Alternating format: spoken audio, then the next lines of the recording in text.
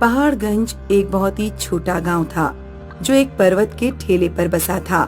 पहाड़गंज की खूबसूरती बहुत ही दिलकश थी। वहाँ बहने वाली नदी उसकी सुंदरता और बढ़ाती थी, पर ये नदी जितनी शांत थी उतनी ही खतरनाक भी।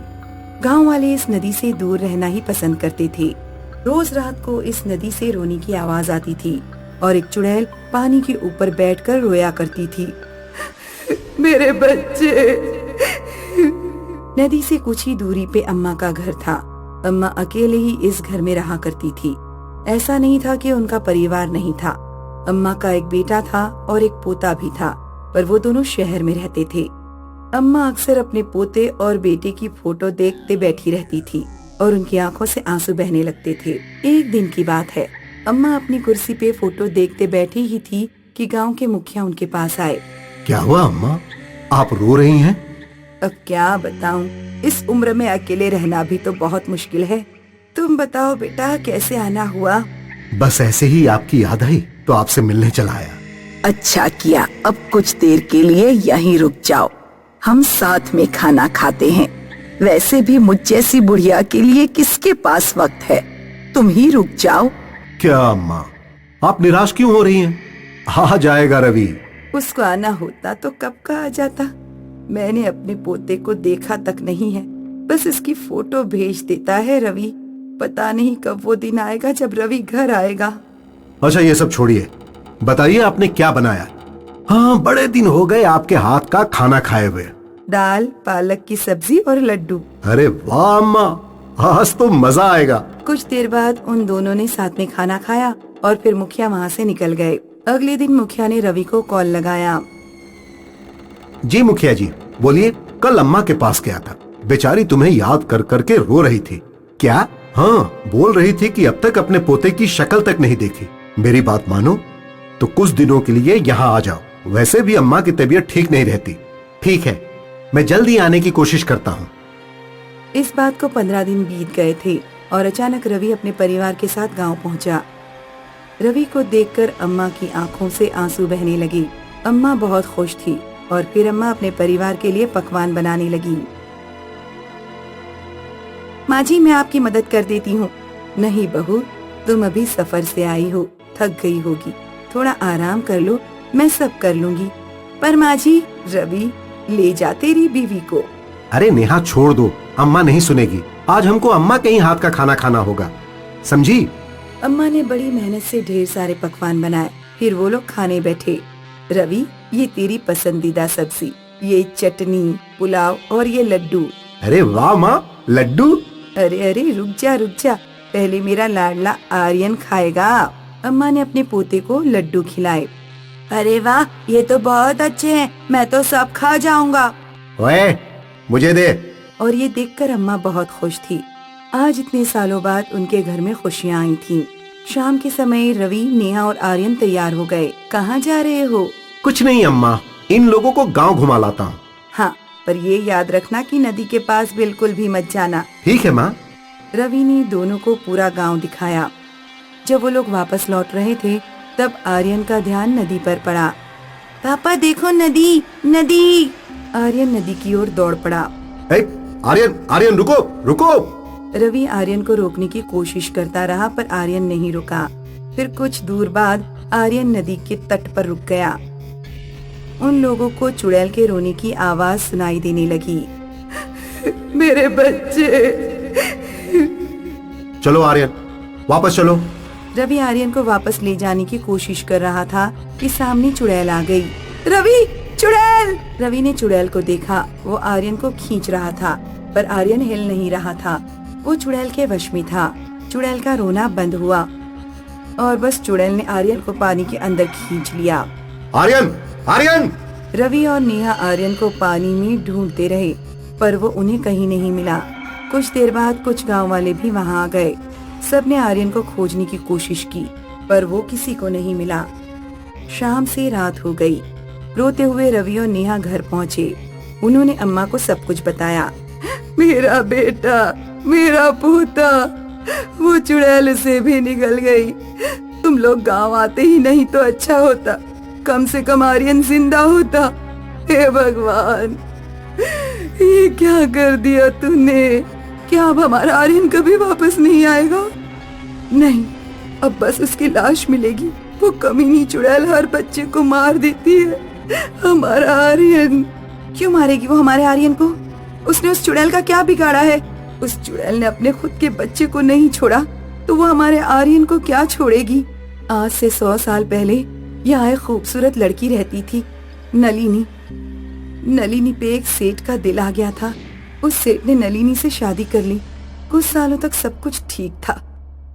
नलिनी का बेटा था कुमार। कुमार के जन्म के बाद सेठ व्यापार के लिए दूर गांव जाने लगा। अब वो नलिनी के पास बहुत कम आता था। कुछ साल बीत गए। नलिनी अक्सर सेठ के लौटने का इंतजार करती थी।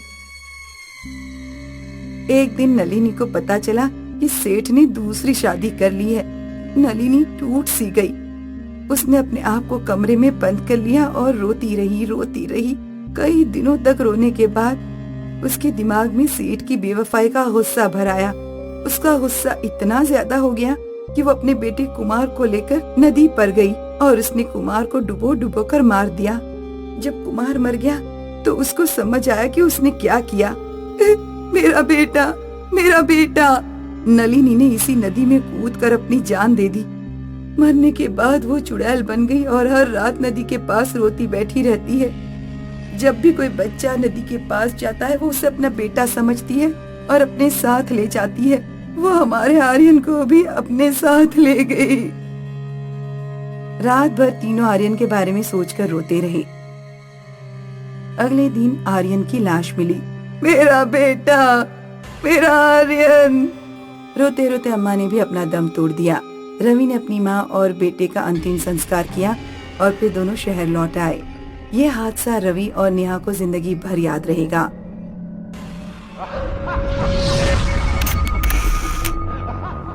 शहर में समुद्री बीचों पर होने वाली चहल पहल से हम सब वाकिफ हैं। दिन भर यहाँ लोग आते हैं, अपने परिवार वालों और दोस्तों के साथ और मौज मस्ती करते हैं। पर क्या आप जानते हैं कि इन समुद्री बीचों पर सूरज ढलने पर क्या होता है? ये है एक ऐसी ही बीच की कहानी। अरे यार रीमा, कहाँ हो तुम? हाँ, मैं पहुंच गया हूँ बीच पर। सूरज भी ढलने ही वाला है। आ जाओ जल्दी, मजा किरकिरा मत करो। सर एक फोटो ले लीजिए प्लीज। अरे ये क्या फोटो लेने का टाइम है? ले लीजिए प्लीज सर, मैं बहुत अच्छी फोटो निकालता हूं। जाओ यार। अच्छा ठीक है, पर मेरी दोस्त आने वाली है, फिर साथ में ही ले लेना। तभी भी ले लूंगा सर, पर एक आपका सोलो हो जाए। सर लाइटिंग भी मस्त है। ये लाइटिंग अच्छी है।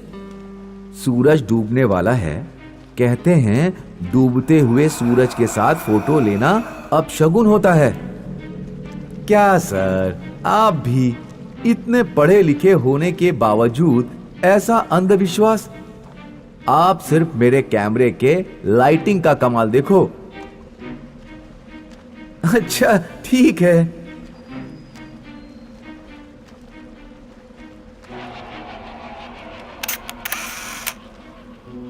बढ़िया फोटो है सर। मैं बस 1 मिनट में आया इसे डेवलप करा के। ओह मगर हेलो,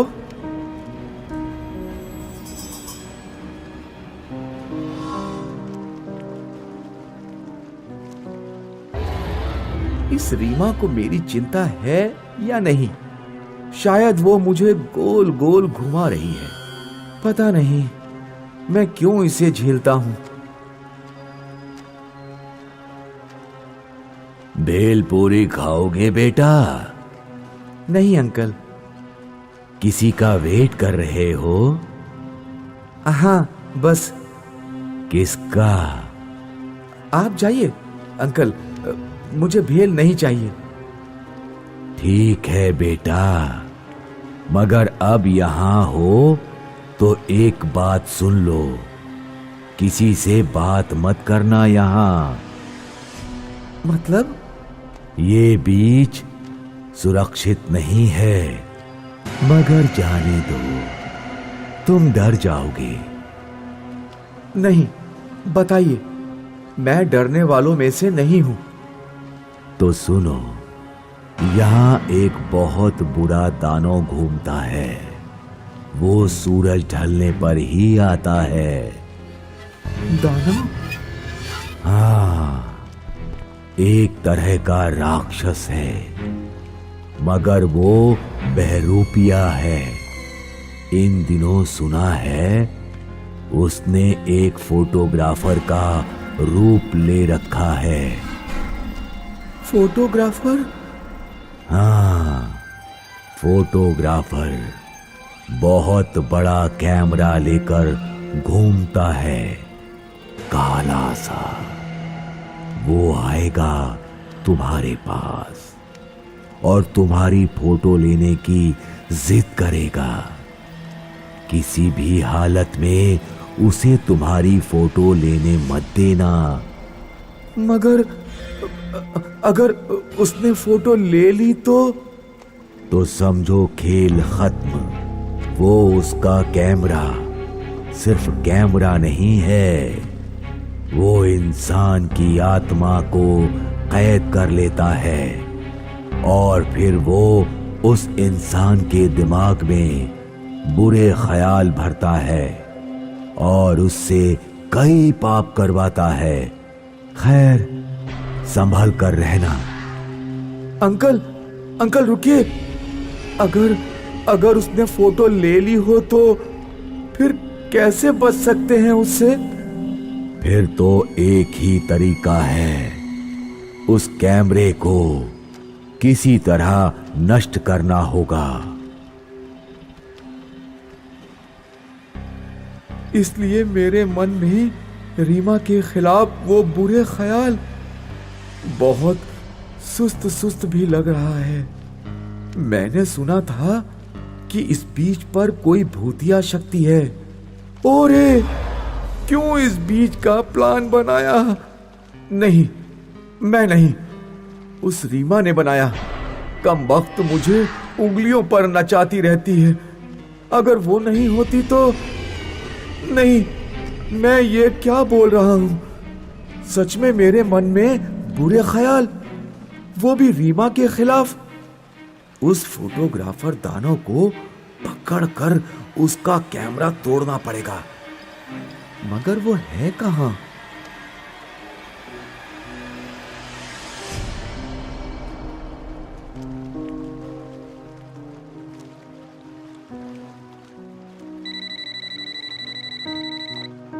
सलील, कहाँ हो? मैं बीच पर पहुंच चुकी हूँ। आ गई आखिर। क्या कह रहे हो सलील? ओह नो, मैं कहीं रीमा को नुकसान ना पहुंचा दूं। मुझे पहले उस दानव को पकड़ना ही होगा।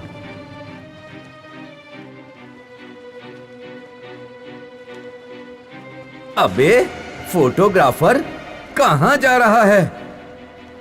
सर, वो आपकी फोटो डेवलप कराने। फोटो के बच्चे, दे तेरा कैमरा मुझे। क्या कर रहे हो सर? मुझे पता है तू कौन है। दे दे तेरा कैमरा, वरना क्या कर लेगा? नहीं दानव, मुझे इस कैमरे को तोड़ना होगा। मगर सर मेरा कैमरा।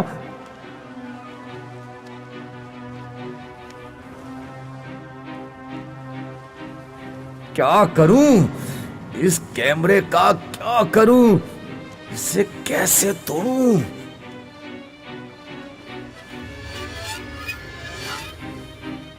पानी में, हाँ, पानी में।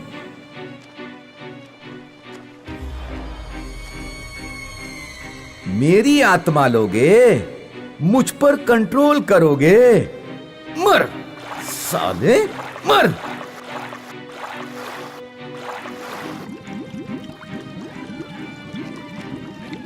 सलील, यहाँ क्या कर रहे हो सलील? सलील,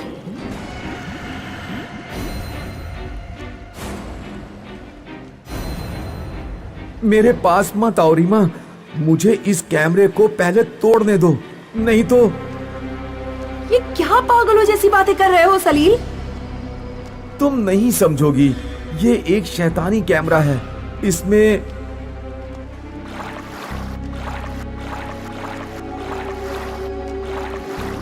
सलील, सलील!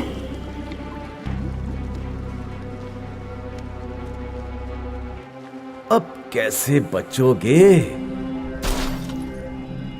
तुम नहीं सुनोगे ना? तुम मेरी बात कहीं नहीं सुनाओगे, हमेशा मुझ पर अपनी मर्जी चलाओगे। सलील, ये क्या कह रही हो रीमा?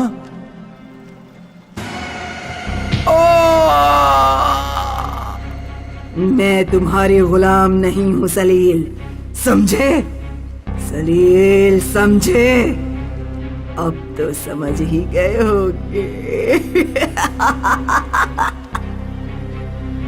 रीमा, मगर मगर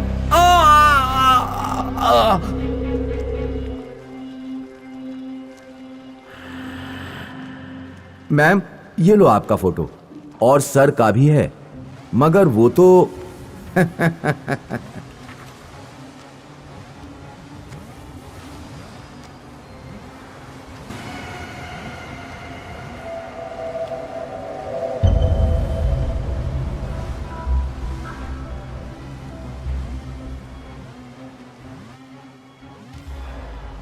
सलील, ओह नो, ये कैसे हुआ?